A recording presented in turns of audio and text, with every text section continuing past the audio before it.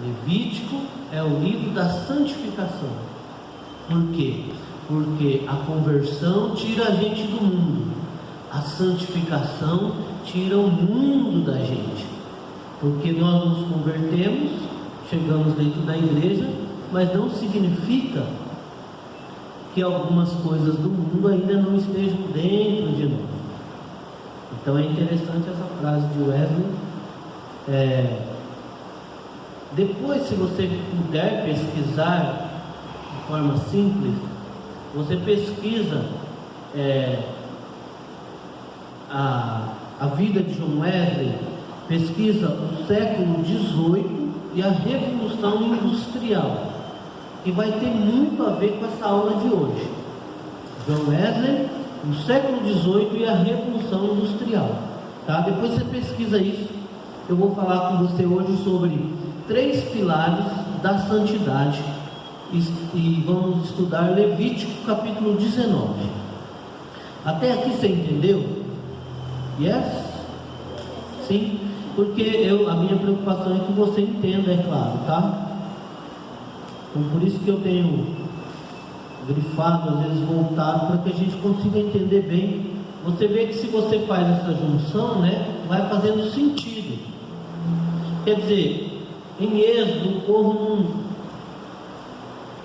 não melhorava.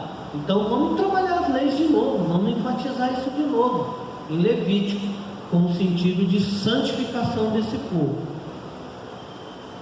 Então vamos lá. Os 3 pilares da santidade. Eu coloquei aqui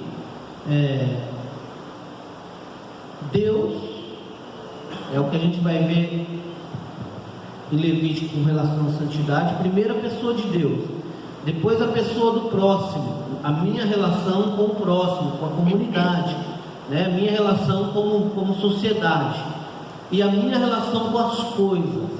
A santidade, ela está sendo revelada nesses 3 ambientes. Primeiro com Deus. Então Levítico 19 vai tratar leis que são totalmente relacionadas a mim e Deus. Não tem nada a ver com ninguém, mas vai tratar principalmente da minha relação com o meu próximo, com a comunidade, no caso ali com a nação de Israel, que não era nação ainda, estava no deserto, mas com o povo, e também a relação com as coisas, tá? Então aí a gente vai entender o sentido de santidade. Estamos falando sobre o sentido disso, principalmente nos nossos dias, tá? Eu queria pensar numa coisa aqui, por exemplo, deixa eu ver aqui quem pode ser usado aqui, então para a gente dar um exemplo, tá? Pode ser a Cláudia mesmo. Vem aqui, Cláudia, por favor. Vamos imaginar, tudo bem? Vamos imaginar que nós estamos lá em Levítico, estamos na nação de Israel, nós estamos aqui na igreja do Nazareno em Maria. Imaginem que estamos lá. Então temos aqui quase 2 milhões de pessoas, 1 milhão de pessoas, é a sociedade nossa. E o que Deus faz? Deus está pegando a Cláudia, representando o povo de Israel, e dizendo assim: eu estou separando você. Então ela vem para cá, estou separando, aí fica aqui. Você é separado dessas outras pessoas. Eu estou santificando você, eu estou separando você e estou santificando, consagrando você a mim, separando você com um propósito, com o fim de servir a mim e com o fim de ser um exemplo para as nações. Então ela está separada do mundo, certo? Israel está separado do mundo, ok? Agora vem vocês para cá também, fiquem em volta dela, por favor, todos vocês. Eu vou ficar para cá. Fiquem em volta dela lá, todos vocês em volta dela. Muito bem. Então a Cláudia é Israel. A Cláudia é aquele que Deus separou do mundo com o propósito de se relacionar com Deus e também com o propósito de ser exemplo para as nações. Esses são os 2 propósitos da santidade que a gente falou. Pode virar assim, fica aí interagindo no meio dela. O que acontece? O que nós queremos pensar aqui, ó? A Cláudia é santa? Sim? A Cláudia é separada? É. Mas como que eu consigo ver isso? Como que você consegue perceber isso? Como é que você tem a convicção de que a Cláudia é santa? Como que você tem a convicção de que ela é separada? Ela disse que ela é separada, ela tem a concepção de que ela é separada, mas quando você olha para ela, o que é que você vê que leva você a entender que ela é santa e que ela é separada? É isso que nós temos que pensar. Israel é o povo de Deus que foi separado do mundo. Então você é santa. Aí a gente tem que pensar assim: bom, ela tem a convicção de que ela é santa. Deus separou ela e chamou ela de santa, ou disse: seja santa, porque eu sou santo. Então Deus deu um propósito, separou com um propósito, com um significado. Ela entende isso, ela está declarando isso. Agora, como é que eu posso, como que eu posso aceitar que ela é santa? Como que eu posso afirmar que ela é santa? Como que eu posso, enquanto ela está no nosso meio, porque não é separar e levar para um mosteiro, ficar lá longe de todo mundo, mas é separar com o propósito de ser um referencial para as nações do que é ser separado. Então aí as nações estão interagindo junto com ela, que é santa. E as nações, como que as nações vão detectar que ela é santa? Pela atitude.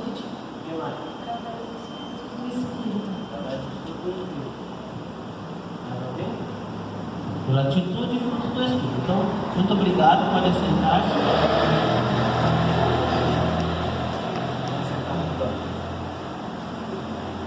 Bom, então, o que a gente está tentando compreender? O que é santidade? Como que as pessoas podem identificar a santidade? Como que a gente pode acreditar que está sendo visto como santos, como pessoas separadas? Como que nós podemos ser separados no meio do mundo em que nós habitamos? É óbvio, como que eu posso ser separado? Sendo separado. Eu tenho que ser separado, mas o que é ser separado? Aí, dentro do Levítico, por isso que eu disse, os 3 pilares onde a santificação se manifesta. Primeiro, Deus, o próximo e as coisas. A minha relação com Deus denuncia, vai depor que eu sou separado, em primeiro lugar. Depois a minha relação com a sociedade, com você, porque ela é Israel separada do mundo, mas está no mundo, está interagindo com as nações, está interagindo com os povos do mundo, e essa interação vai revelar a este povo que ela é santa, que ela é separada. Mas para que esta interação seja revelada para o povo, ela precisa de fato ser separada. Mas o que é ser separado?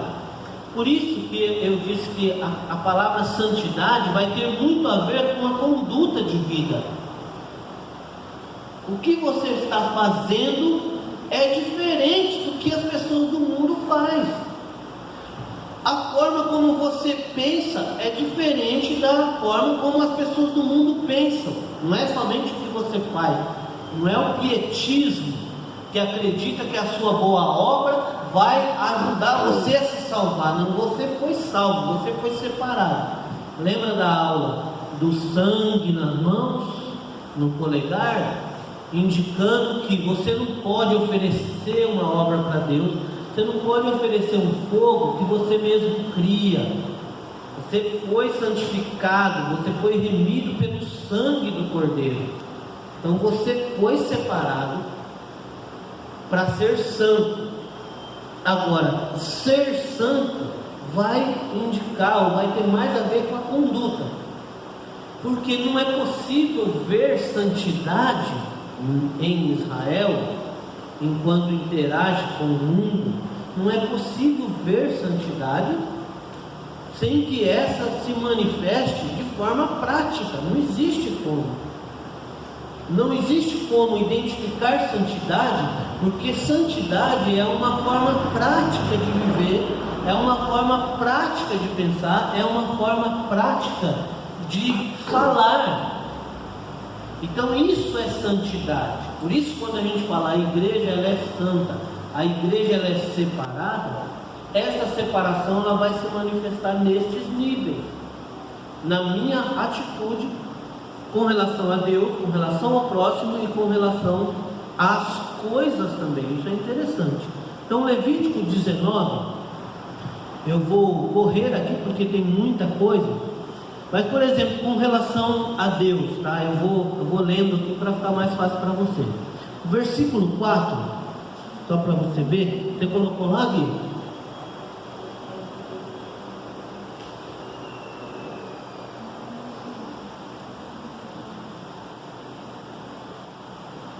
Com relação a Deus, isso. Versículo 4 vai falar do que? De idolatria.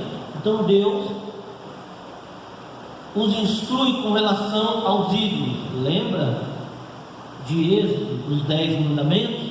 Os mandamentos estão sendo repetidos aqui e explicados, tá? Não na mesma ordem de lá, mas lembra lá, ó, eu sou o Senhor teu Deus. Você não pode fazer imagem, você não pode adorar outros deuses, não pode ter ídolo. Então o versículo 4 fala de idolatria. Você é separada, então significa que as pessoas lá de fora, aquelas outras nações, elas têm seus ídolos, elas são idólatras, você não pode ser. Na sua prática, você não pode se curvar diante de uma imagem, você não pode fazer orações a ela, porque só assim você será vista como alguém separado. E isso, relacionamento com Deus. Versículo 4, então idolatria. Versículos 5 e 8, Deus fala daquele que vai levar a oferta, uma oferta de gratidão, não é oferta pelo pecado, é uma oferta de gratidão. Então é um louvor, é uma gratidão a Deus, e isso tem que ser feito de forma correta. A adoração que o povo vai prestar a Deus precisa ser feita de forma correta. E qual é a forma correta? A forma que Deus está instituindo é a forma correta. Não é a forma que eu acho correta, mas Deus mesmo passa para o povo como que eles devem adorar a Deus. Se a gente for lá para João capítulo 4, Jesus abordou isso com maestria, falando pouco, mas falando muito bonito. O Pai procura adoradores que o adorem em espírito e em verdade. Então, daria para trabalhar uma aula só sobre isso. Mas versículo 5 a 8 vai falar disso, da forma certa de louvar. Versículo 12 vai falar sobre jurar pelo nome do Senhor. Como a gente vê pôr a mão em cima da Bíblia e dizer, eu juro falar a verdade. Então o nome do Senhor era colocado como penhor, como valor naquele juramento. O problema não estava nem em se fazer a jura pelo nome do Senhor, mas em não honrar a jura que se fazia no nome do Senhor. Então, na relação com Deus, Deus proibiu a pessoa de fazer um juramento se utilizando do nome dele e não cumprindo.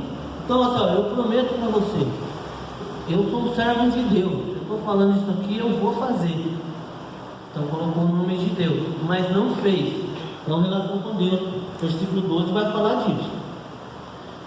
Versículo 14 fala das primícias. O que acontece? Você vai ler lá. O cara plantava ou chegou na terra que já tinha árvores. Então Deus disse: o primeiro, o segundo, o terceiro e o quarto ano. O primeiro, o segundo e o terceiro ano dos frutos você não vai comer, não pode colher para você. Tem que deixar lá na árvore, ela vai cair no chão, vai apodrecer. Você não pode comer. Primeiro, segundo, terceiro ano. O quarto ano você também não pode comer do fruto das árvores. Esse quarto ano você vai separar, isso é primícia. E primeiro você vai levar para a casa do Senhor. Ele tinha que levar aquilo para a igreja. Tinha que levar para a igreja e que ia chegar na sociedade. O dono daquela lavoura não podia comer. Somente no quinto ano, então ele podia se alimentar daqueles frutos. E aí Deus faz uma promessa. Fazendo assim, essas árvores, elas vão dar muitos frutos, vão frutificar muito. A gente sempre gosta de, assim, espiritualizar muito as coisas, mas veja que são leis. Imagine uma árvore que dá um fruto, na primeira vez que ela dá, as pessoas não colhem aquele fruto. aqueles frutos caem na própria terra e adubam aquela terra. No segundo ano elas também não comem, aquilo cai. No terceiro ano também não. No quarto elas tiram daquela colheita e honram a Deus com as suas primícias, porque sempre em Israel as primícias tinham que ser de Deus.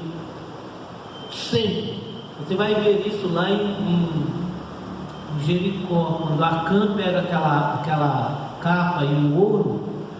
Qual foi o problema lá? Não era o ouro nem a capa, porque tudo que tinha lá, ouro, foi levado para Israel. Só que aquilo tinha que ser levado e colocado no templo, aquelas coisas, porque era a primeira cidade que eles estavam vencendo. Então as primícias, todo o ouro, os despojos, ia para o templo, e o Acã pegou para ele. É que ele falou assim: não, isso não tem que levar isso aqui para o templo, isso aqui é meu. E pegou aquela parte que era primícia de Deus e pegou para si. Aí você vai saber lá como esse homem foi aniquilado, e também sua família, e muito do povo de Israel sofreu também por isso. Então as primícias, depois do quarto ano, aí o quinto ano, esse cara colhia para si, e havia uma promessa de que ia dar muitos frutos daquelas árvores, os melhores frutos. Então olha que coisa interessante. Aqui indica uma relação com Deus, no sentido da primícia, mas também já começa a indicar uma relação do povo com as coisas, com a agricultura. Então eles tinham que, imagine como seriam as colheitas desse povo depois, entendeu? De uma forma natural, né?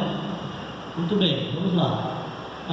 No versículo 30, a guarda do sábado. A nação de Israel, eles viviam em torno do sábado, do número 7. Então o sábado significava o quê? O tempo para Deus, o que era separado para Deus, o que era consagrado para Deus. Então era a dedicação deles com relação às coisas de Deus. O sábado simbolizava isso lá para eles.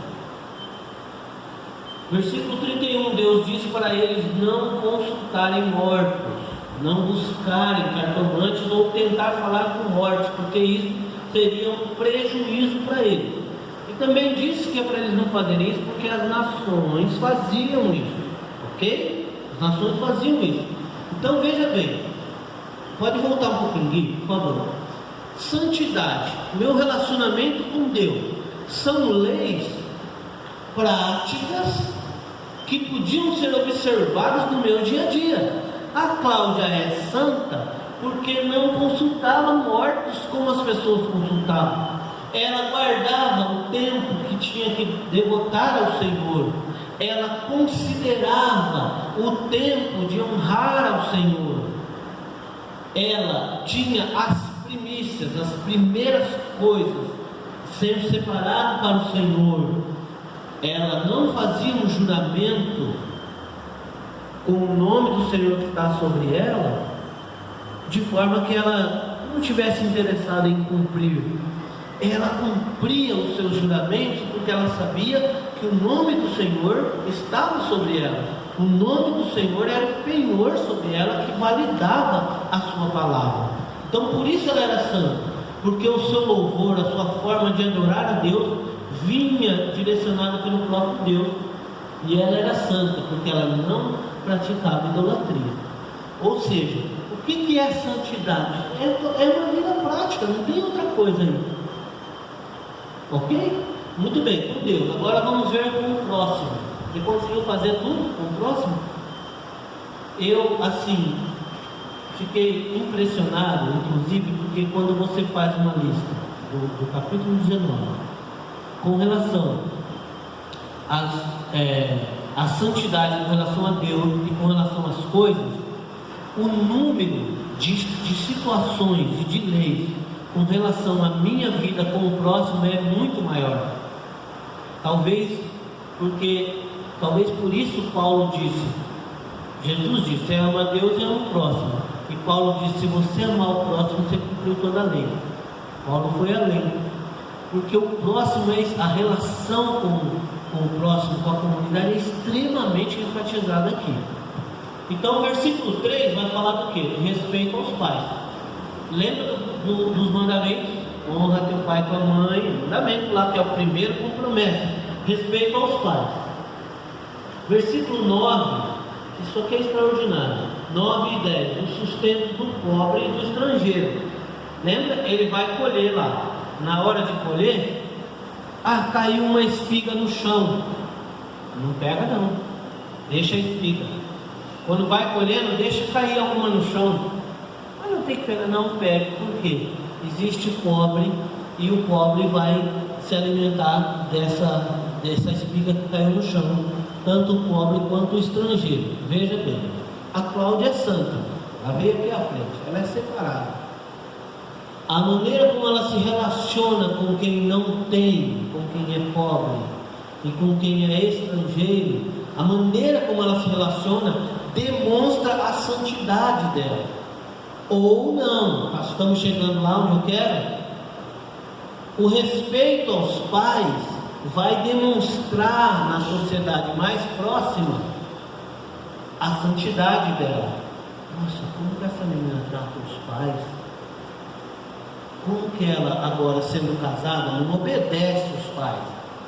A obediência não é aos pais, né? Porque ela não é filha deles mais, ela é casada, mas a honra dela aos pais. Como essa menina, o que é isso? As pessoas do mundo não honram seus pais, ela honra, então ela é santa por isso. Vamos lá, ela é separada. Então, versículo 11 vai falar de furto, de roubo, de engano e de mentira. Deus traz uma lei que não minta entre vocês, não mintais uns aos outros. Nós falamos sobre mentira. É quase impossível você falar nesse mundo que nós vivemos. Quando você fala com uma pessoa assim, eu não minto, ela fala assim, imagina, você está mentindo agora. Porque as pessoas, elas vivem uma relação de mentira. Então mentira é uma coisa seríssima. Por quê? Se eu minto, qual é a confiança que eu posso desenvolver no nosso relacionamento se eu sou mentiroso? Se você mente para mim, qual é a possibilidade que nós temos de ter um relacionamento? Então Deus vem e diz assim, você é separada. E como que a gente vê que ela é separada? Como que ela é santa? Porque ela não mente. As pessoas mentem, mas ela não. Mas todo mundo mente. Não, mas ela não mente porque ela é santa, ela é separada. Está entendendo isso? Veja o que é santo, é isso, separado. Não rouba, né? Não mente, não engana. Versículo 13, a paga do jornaleiro. Nesse caso aqui eu lembrei de um caso que eu tinha um rapaz fazendo um serviço aqui na igreja e aconteceu comigo, isso é uma experiência pessoal. A igreja, você sabe, geralmente está com muito pouco dinheiro, né? Umas coisas que só Deus vai explicar quando chegar lá no céu, né? Muito bem.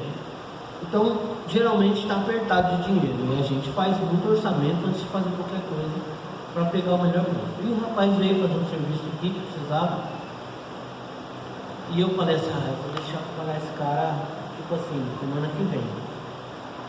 E Deus colocou no meu coração assim, poxa, o cara veio trabalhar aqui, trabalhou o dia inteiro, trabalhou por dia, para ganhar um dia, que cobrou no preço que era ganhar um dia. Aí Deus colocou no meu coração assim, você não deve roubar ou tirar o salário do jornaleiro. O cara trabalhou, paga ele hoje, não deixa de pagar não.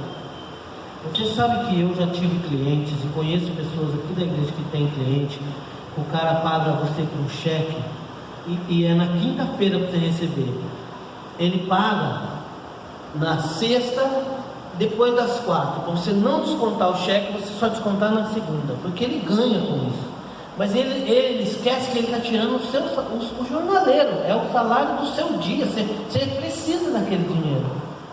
Ele pega e põe o cheque, quando não, ainda põe, vai datando para quê? Para que ele continue ganhando algum juro com aquilo, e você espera, mas você já trabalhou. Então, é alguma coisa combinada? Tudo bem, não tem nenhum problema. Mas é quando a gente pega e fala, eu posso ganhar em cima disso aqui se eu esperar. Então, não estou nem aí, eu tiro dele, do jornaleiro. Imagina uma diarista, ela vai na sua casa trabalhar. Se você não paga ela por mês, ela não é registrada, ela é diarista. Se ela é diarista, o que significa? Por lei, você tem que pagar ela no fim da tarde. Porque ela é diarista, ela foi lá, trabalhou por dia. Então, se ela fez o serviço hoje, aí eu pago você daqui 15 dias. Se isso for combinado, tudo bem. Mas às vezes o trabalhador ele tem que se sujeitar. Ele vai fazer o quê? Se ele não sujeitar, ele não pega o serviço. Então, olha só, a Cláudia é santa, por quê? Porque ela é justa com o jornaleiro, com aquele que ganha o salário do dia, que está às vezes trabalhando para comer, vendendo almoço para comer na janta, como diz. E ela então não segura, não retém essa paga dessa pessoa que trabalhou, que merece. E eu lembro que isso aconteceu e eu compartilhei com a pessoa na época. Falei, olha, eu ia deixar para pagar você depois, mas Deus me instruiu, não faz isso. Porque o cara às vezes está saindo daquele serviço ali, pegando aquele dinheirinho para poder levar a mistura para casa. Então é interessante isso. Vocês estão entendendo santidade? Apaga do jornaleiro, versículo 13. Aí o surdo mudo, não era para amaldiçoar o surdo, nem colocar uma pedra para o cego. É surdo e mudo, mas acho que tem um cego aí também, se eu não me engano, hein? Não podia colocar uma pedra para o cego tropeçar. Lembra aquelas coisas que você fazia quando você era criança? Amarrar as coisas no rabo do gato, explodir todo, colocar banana no carro, no escapamento dos outros, essas coisas, né? Então o cara falava, tá vindo o cego, entrei aqui que o bicho vai tropeçar. E nós vamos dar risada. A outro que fazia esse inferno quando era criança. A gente pega, a gente põe aqui, ó, um monte de cocô de vaca e põe um trem no cego. Na hora que o cego tropeçar, ele vai cair, vai se esborrachar aí, ó. E nós vamos estar lá dando risada, né? Vamos pôr no WhatsApp, no Face, né? Vai ser uma alegria. É você se divertir com a desgraça do outro. Então Deus falou, não pode. Por que não pode? Porque vocês são santos, vocês são separados. Então, a forma como você ou como eles lidavam com aqueles que tinham deficiências físicas, no caso visual, auditiva e até na fala, a forma como eles lidavam com essas pessoas fazia as pessoas falarem, nossa, essa pessoa não é santa. Olha isso que interessante, tá? Isso aqui é interessante, porque surdo, mundo, você fala, sabe, pastor, Deus não podia curar eles? Mas não curou, então Deus pegou e disse que tinha que respeitá-los. Se não é possível curá-los, então no mínimo nós temos que respeitá-los, né? Muito bem, vai lá, Gui. Injustiça e acepção de pessoas. Então Deus disse que não era para eles pegar uma pessoa rica e tratar de um jeito, e chegar ao pobre e tratar de outro. Coisa que está acontecendo lá na igreja onde Tiago é pastor, o apóstolo Tiago. O apóstolo Tiago está falando com a igreja, falando, olha, existe um pecado no meio da igreja. Quando chega um rico aqui, montado a camelo, aquele camelão bonito, saudável, vocês pegam e falam, vem aqui, você está aqui, senhor. Sai daí, dá licença aí. Manda o pobre sentar lá embaixo, nos pés do outro, e põe o rico na frente, e bajula o rico, e trata o rico com acepção. E aí Tiago fala, não pode fazer isso. Mas isso acontece nos dias de hoje. Será que isso acontece? Por exemplo, ó. Fala no microfone, por favor. Cadê o microfone? Será que tem acepção hoje? Por exemplo, você sabe que eu gosto de bolsas. Do quê? Bolsas. Bolsa. E eu tinha acabado de sair de um trabalho que eu precisava estar mais bem arrumadinha, e eu fui na loja ver as bolsas. Eu estava arrumada. Então eu tive um tratamento. As meninas me trataram com excelência, me serviram, mostraram 1, 2, 3, 20 bolsas. Sim. E esses dias eu entrei na mesma loja e... Parecendo pobre, mais pobre, né? Parecendo mais pobre do jeito convencional, né? De rasteira, Sim. short jeans, camiseta normal. E aí eu não fui atendida por nenhuma atendente. E eu entrei na loja. Acho que já ficou olhando, vê lá se não vai roubar. Vê se não vai sair correndo essa neguinha aí. É pretinho ainda, né? Então, assim, isso a gente experimenta.